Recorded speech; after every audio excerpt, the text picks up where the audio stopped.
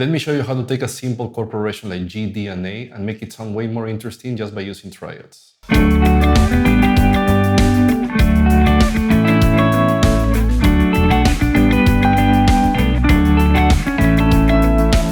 We'll start with the basics on one string set, then move through inversions on different sets of strings, find some common tones in between chords, and finish with some spread triads to open more the sound. Now for this lesson, we're going to keep it super simple. We're just going to use the triad of each chord, meaning the root, the third, and the fifth. So now let's start with guitar 1. This is going to be our main guitar. We're going to play triads on strings 2, 3, and 4. This is how it sounds.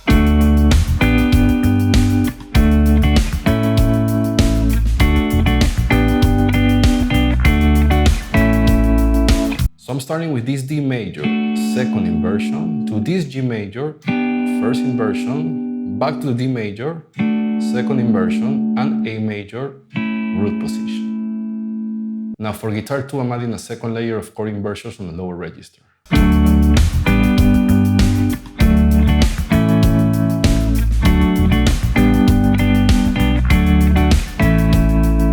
So this time I'm playing a D major first inversion, to G major root position, back to D major first inversion, and I'm finishing on A major second inversion.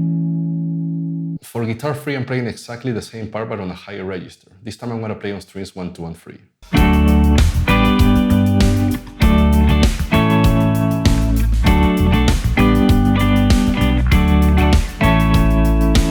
So now I have on strings 1, 2, and 3 D major first inversion, to G major root position, to D major first inversion, to A major second inversion. Now for guitar 4, the idea is to find some common tones in between chords and use these notes to create a single note line.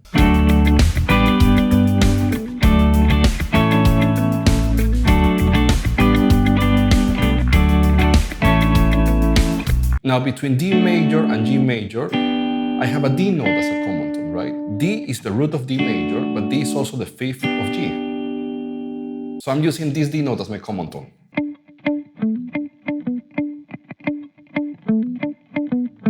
Then when I'm going to A major, I have this A note as my common tone between D major and A major, right? Now A is the fifth of D major, but A is also the root of A major. And last but not least, we're going to bring a guitar layer using spread triads. This approach really opens things up, adding width and movement to our chord progression.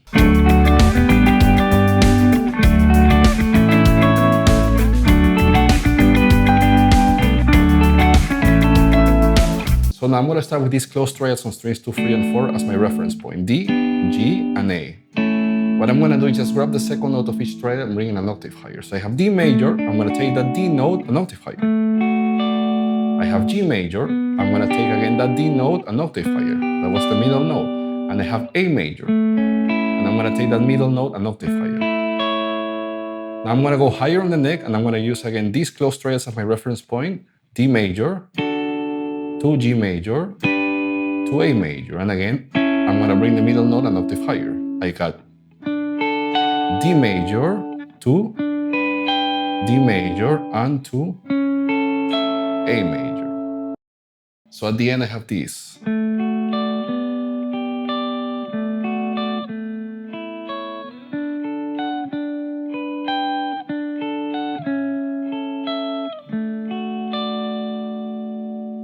Now, I can try to put all those guitars together in a single track. Maybe it doesn't sound great and ideal, but for the sake of an example, we're going to hear it. Here's how it sounds.